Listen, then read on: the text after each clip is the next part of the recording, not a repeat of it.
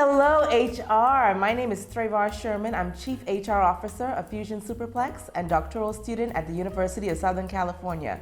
Today we're going to be talking about organizational development, and my topic is strategic organizational development begins at the end. We'll be using Kirkpatrick and Kirkpatrick's New World Kirkpatrick model to talk about organizational development. To give you a little bit about my background before we begin, as I would have said already, I am the Chief HR Officer at Fusion Superplex, which is a family entertainment facility located in Nassau, Bahamas. I'm also a doctoral student studying organizational change and leadership at the University of Southern California. I have a master's degree in industrial organizational psychology, and my history, in addition to HR, I've worked in hotel operations and resort recreation management. Today we're going to have a very rich and fun-packed agenda. I'm going to start by giving you an overview of Kirkpatrick and Kirkpatrick's 4 levels of training evaluation. We'll go into an organizational application where we use my organization, Fusion Superplex, to do some stakeholder interviews and a demonstration of the New World Kirkpatrick modeled utility. Kirkpatrick's 4 levels of training evaluation. I had the opportunity to study and apply this theory and model during my doctoral studies at the University of Southern California. This book, I think, is a very great read and something that you should always keep in your back pocket as someone who's responsible for learning and development in your organizations. So in Kirkpatrick's book, he discusses 4 levels of training evaluation. I thought this was key to bring to you as a part of organizational development because in development programs, we often use training and learning as key mechanisms to make meaningful change. But as HR practitioners, I find that we sometimes stop at the reactionary level of training, maybe the learning, and so I wanted to show you how these 4 levels, cascaded and scaffolded down, will assist you to really have transformational change in your organizations. Level 1, this is where we live. These are your reactions. The reactions to training. You have your engagement, you have your relevance, your customer satisfaction. How much did your participants enjoy the session? As trainers, we often spend too much time evaluating this, even though it does not necessarily relate or transcend to business values. You have level 2, learning. Did they learn the knowledge and skills? Do they have the attitude and the confidence necessary to commit to these behaviors and bring them back into the organization? Level 3 is where the behaviors are translated into the workplace. And level 4 results is where it really brings it home, the leading indicators and the actual desired outcomes of the program. I'm going to go through the levels for you and explain to you why it's imperative that you apply this model in your daily organizational settings. In this model, there's a main concept that I need you to focus on because this concept leads and dictates the evaluation of all training programs. It's called Return on Expectations, ROE.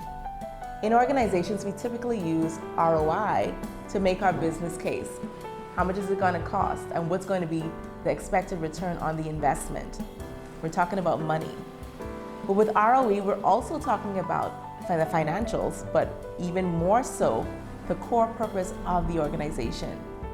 When you use ROE to evaluate training and organizational learning development programs, you are looking at the organization at its core, and you're engaging with the stakeholders to find out what are their expectations of the learning and development program. You see, one can say it's important to understand how well the participants responded to the training. Did they enjoy it? Did they learn what they needed to learn? But how does that translate to what the stakeholders expected of the program? When you have a leader come to you and say, HR, I need you to throw this together because we have customer service issues. What they're really focusing on is their expectation is to see that at the end of that program, the customer service issues are going to be resolved. That is their expectation, which is linked to the core purpose of the organization. So instead of always focusing on the cost, the dollars and cents, I need us to, in addition to that, think about return on expectations. How are our training and development programs going to deliver on the expectations of the stakeholders? To do that, it involves getting persons from the organization integrated into the program. Your managers, your leaders, your employees, customers who are going to do evaluations, and taking a bird's eye view of the problem and bringing it all together. Return on expectations is the foundation upon which all learning and development programs should be developed, executed, and evaluated.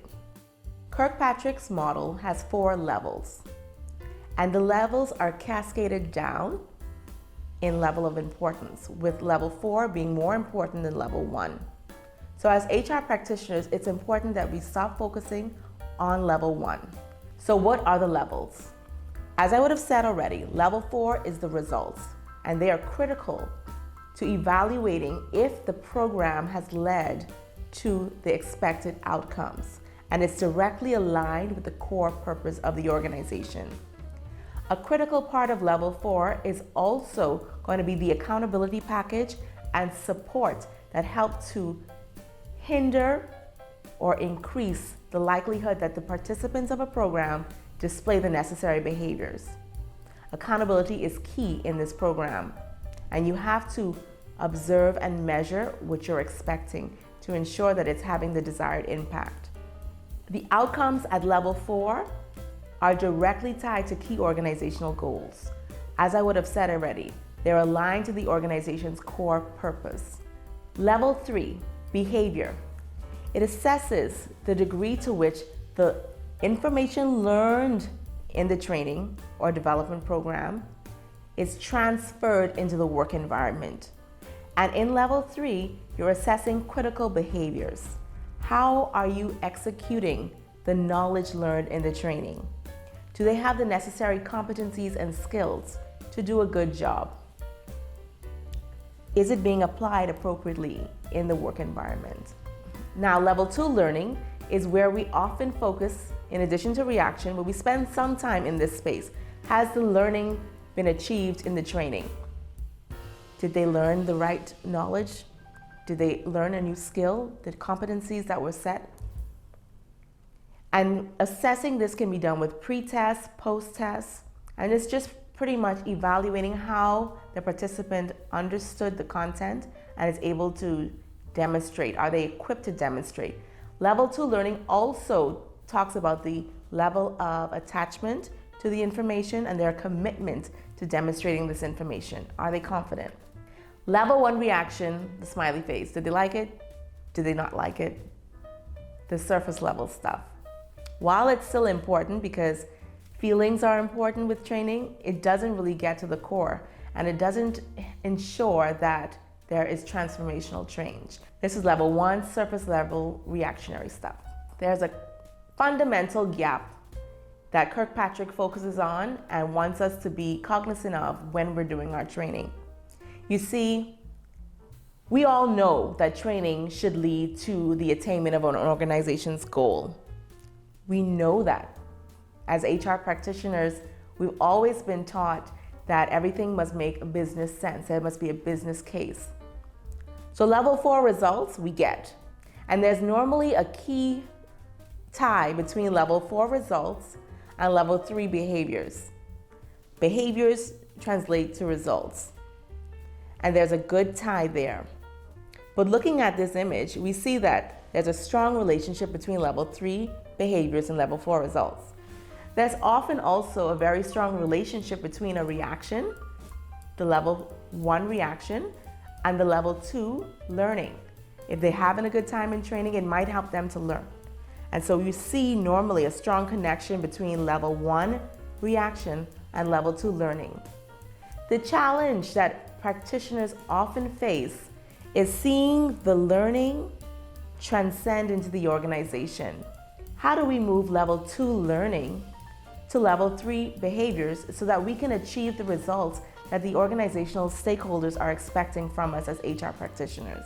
Fundamentally, this Kirkpatrick model assists practitioners with taking training and development programs to achieving real results in an organization. So, in order to get more from this experience today, I have brought in my boss, Mr. Carlos Folks, the Chief Executive Officer and founder of Fusion Superplex, and Takoya Bridgewater, founder and Chief Legal Officer of Fusion Superplex, to do some interviews so that we can see how their minds are working and give us a little bit more insight as HR practitioners as to how to engage in these necessary conversations so that we can achieve real transformational results through our development programs. I hope that you enjoy this interview segment. Today we're going to go through a series of questions to provide some real-world application of this model. And so to start, I have the biggest question of them all. What is Fusion Superplex? Well, what I love to indicate to our customers as well as the public at large is Fusion Superplex is way more than the movies. Okay, we provide an experience when you come through the doors. We have cinemas, we also have restaurants and eateries, we have a massage area where you can relax and enjoy yourselves, and we also have an event space. So if you want to come book something for a party, for a festival, or anything of that nature, we provide that sort of experience here as well as we are what you would call a marketing phenom right now. If you want to buy ads on the cinemas, or if you want to put something on the Jumbotron, we also provide that. So Fusion is way more than the movies, and we're an entire entertainment experience. Absolutely. I think Mr. Bridgewater is right on point there. Our objective is to be a wholesome family entertainment experience for the community. What we have seen in the past during our evaluation of the market space, a missing link between wholesome family entertainment and our educational system. I think another thing we intended to do is, how do I bring entertainment to the people and educate them at the same time, which was the core reason for choosing the IMAX product, all right? We call it edutainment, all right? But we also want to do it in a safe environment where our family members can just come and hang out. Parents can drop off the kids and don't have to worry about them getting into trouble. Fusion represents all those things, and we use technology and innovation and a number of other key deliveries to accomplish that. Now for our next question. What is the core purpose of Fusion Superplex? Well, I think there are two answers to that. Okay. There are two answers to that. Yeah, we had a vision. Yes. Indeed, and our goal was to bring a better class of entertainment to the Bahamas. But at the same time, it is a business, and the purpose of any business is to create a return on investment for the shareholders, all right? And so those are the two things, to do it better. Yeah, exactly. All right, and to make some money while doing it. As Carlos indicated in regards of our the vision that we have, because right now, as indicated earlier, our vision is centered around entertainment.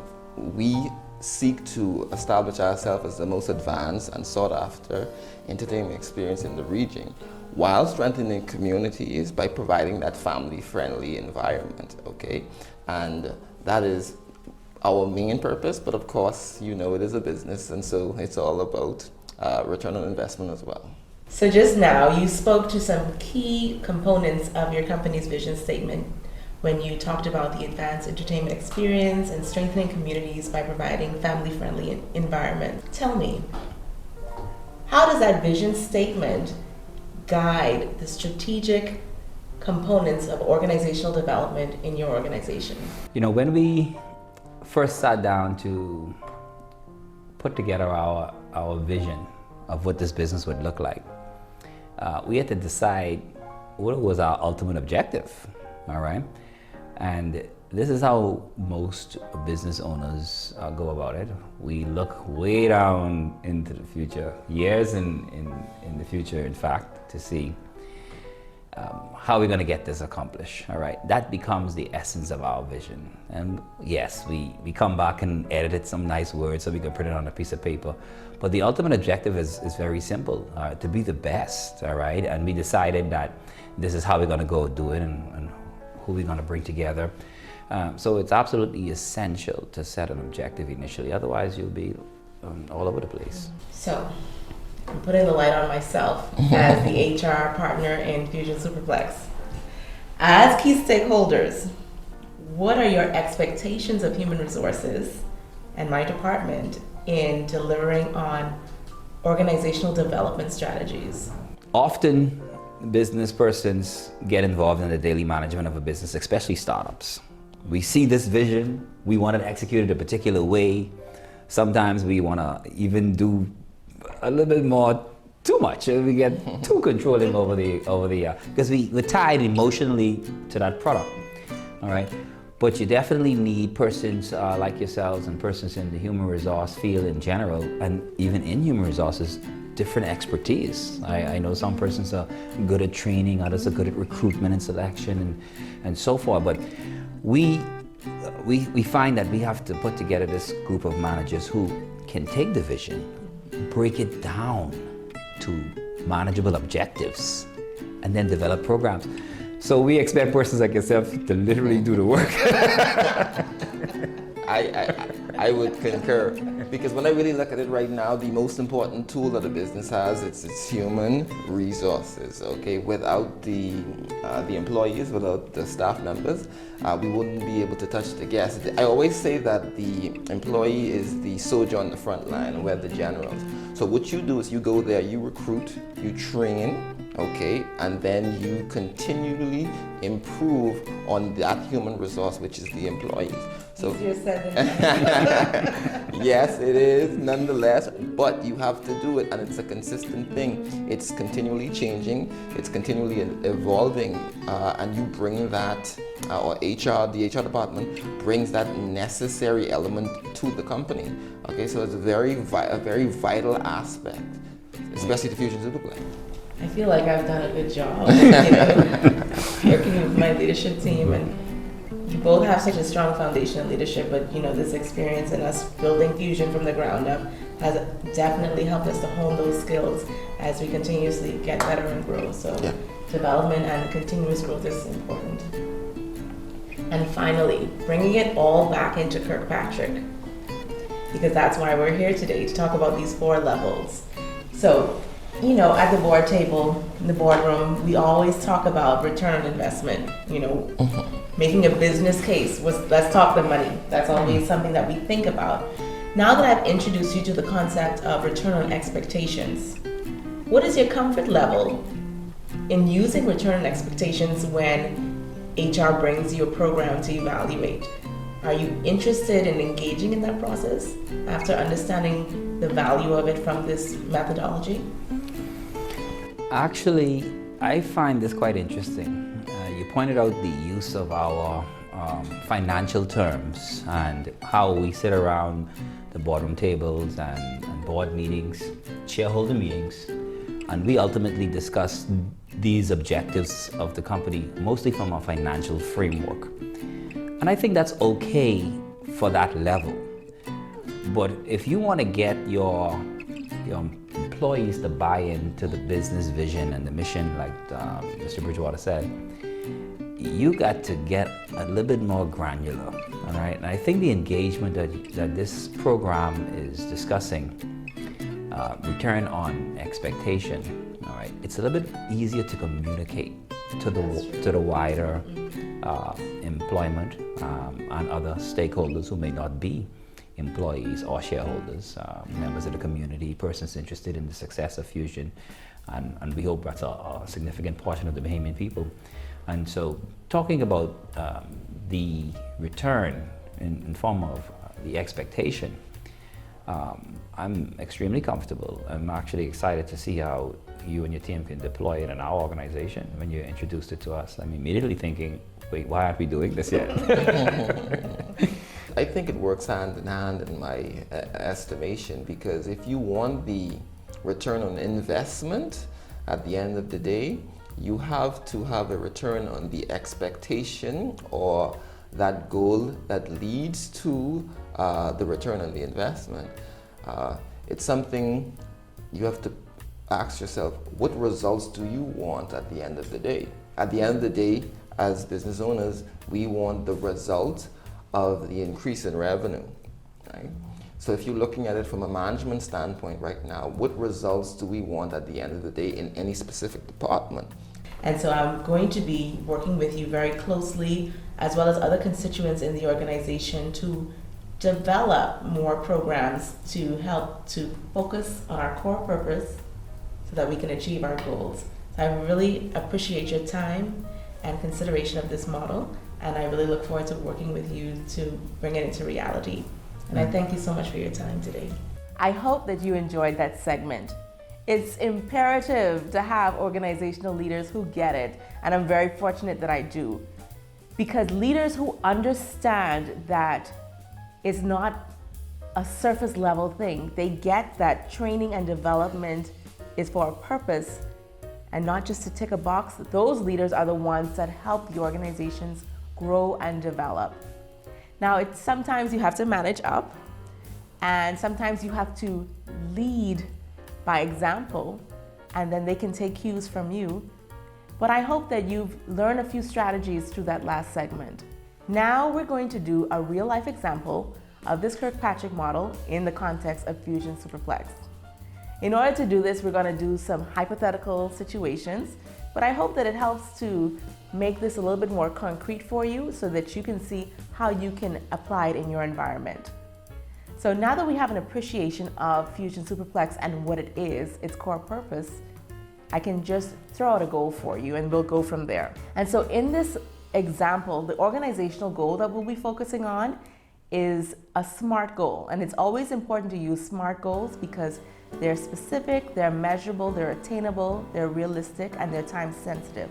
So with this example, we're going to say, by December 2024, Fusion Superplex will increase organizational productivity ratings by 10%.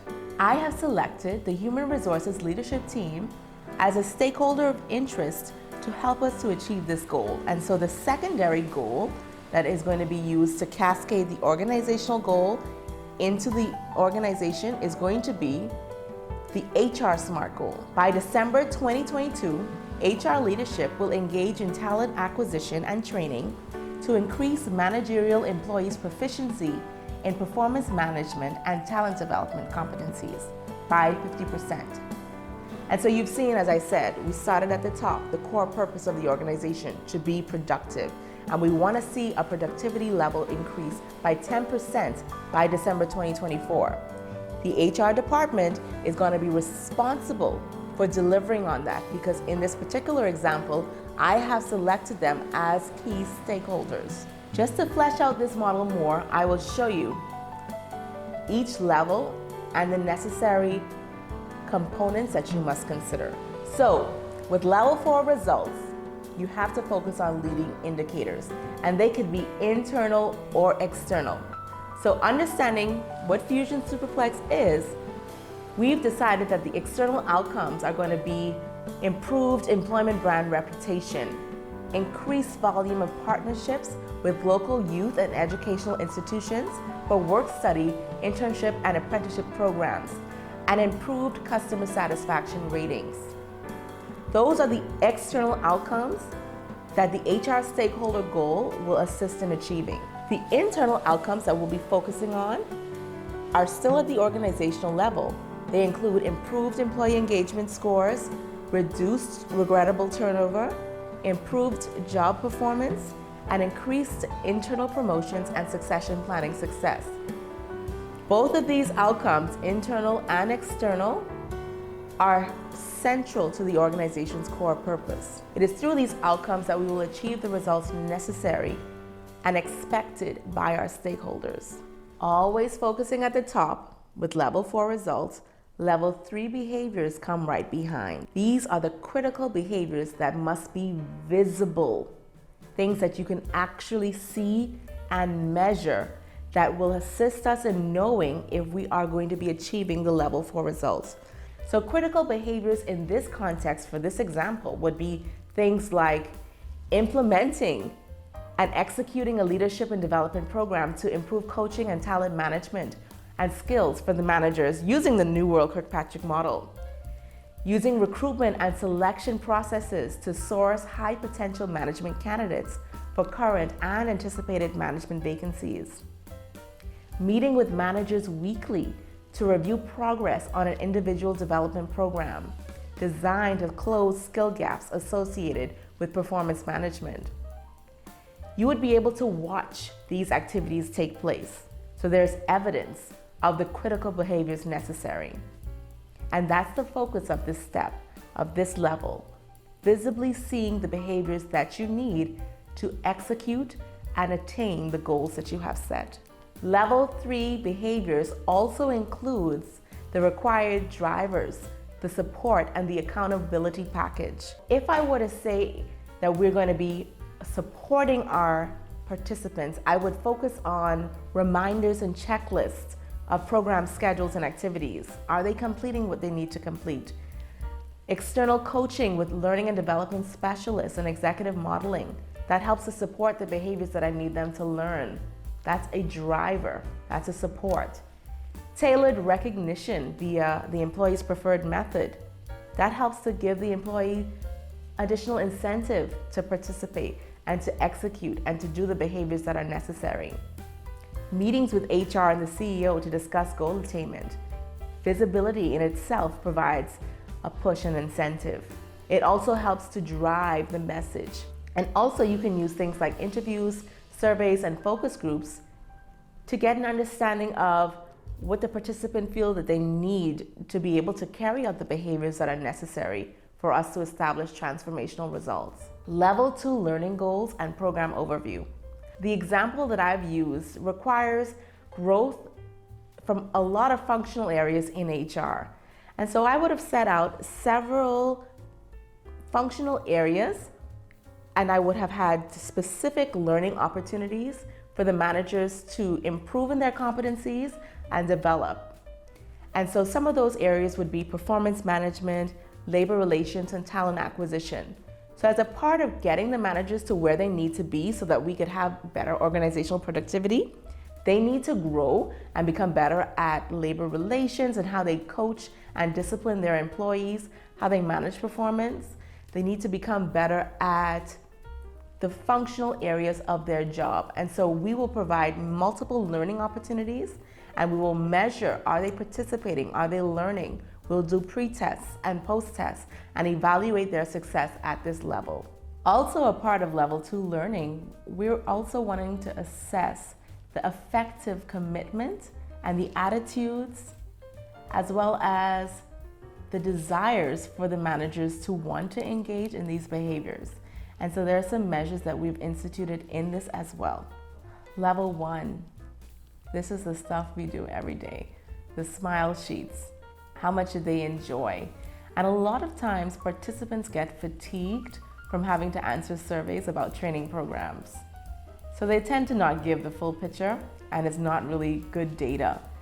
And so in this program, we're still going to look at, did they enjoy it? Were there any impediments to their learning? Was the room too cold? Was the trainer mean? We'll still get that data through surveys or interviews. But remember, it's at the bottom in terms of its level of importance. We want to continuously focus on the more valuable learning, behaviors, and results. So HR, I know that it feels like I've said the same thing over and repeatedly, but repetition helps it to stick. Okay, so the core purpose of today's session was for us to learn how to take level 4 results and scaffold them down to level 1 reaction so that we can achieve profound transformational change in our organizational development initiatives. I find that this model, in theory, has great utility and value in our organizations. And I've also seen that my own leaders have begun to have a shift in their thought process in how they interpret this data and this methodology, and I've been asked to institute it in my organization. And so I hope during next year's session, we'll be able to talk more about how I've seen and measured these results. What I hope that you've taken away today is the understanding of the ROE, focusing on the core purpose of your organization and what your stakeholders expect when you're designing, implementing, and executing any learning and development program. Financials are critical, they're important, But it's all for naught if your activities, your training, and your programs are not contributing to the core purpose, to the organization's level 4 results, the internal and external outcomes. So I ask you to please consider this. Understanding that the end goal should be the starting point for your program development, guided by the New World Kirkpatrick model. How do you feel that you can make incremental change in your organizational practice? I hope that this has been a benefit to you. And I really hope that we can have more conversations about instituting change and developing our organizations. Thank you.